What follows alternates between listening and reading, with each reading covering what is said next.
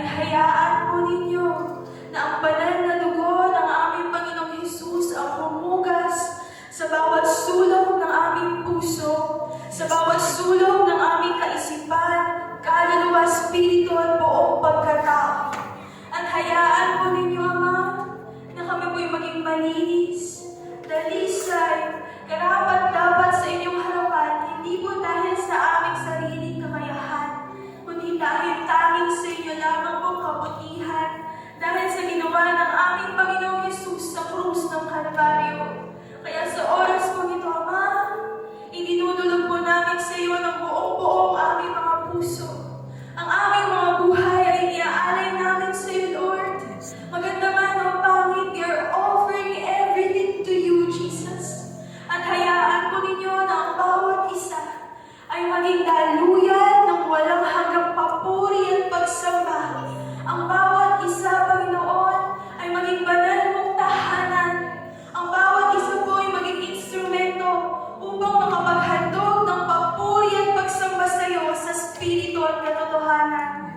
Ama, idinataas po namin ngayon sa iyo ang aming pagpupuri sa pamamagitan ng pag-aawitan, pagtutugtugan at pagsasayawan. Be the center of our praise and worship. Be the worship leader.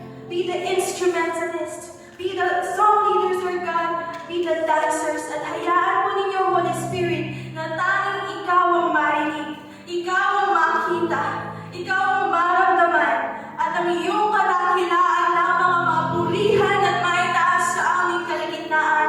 Unite us all in one harmony, in one spirit, to give you praise, to give you worship and honor, yung deserve po ng Diyos na katulad ninyo, ng Diyos na dahilan kung bakit kami nabubuhay at humihinga sa oras na ito. Hayaan mo ninyo na itaas namin ang aming mga tinig, ang aming mga kamay, pumalakpak kami para sa iyo lamang, aming Panginoong Hesus. Lord, itinataas din po namin sa iyo ang paghahayag ng inyong salita. Bigyan niyo po siya ng knowledge and wisdom na nagmumula lamang po sa iyo. At salamat po dahil ang bawat salita na mamumutawi sa kanyang bibig ay nakaayon lamang sa inyong kalooban. At ang bawat mensahe mo na may hahayag sa aming kalagitnaan ay magsisilbi mong pagpapala sa aming spiritual na buhay at magagamit namin sa aming paglakad sa kabanalan ni Kristo at pagsunod sa kalooban ng Ama.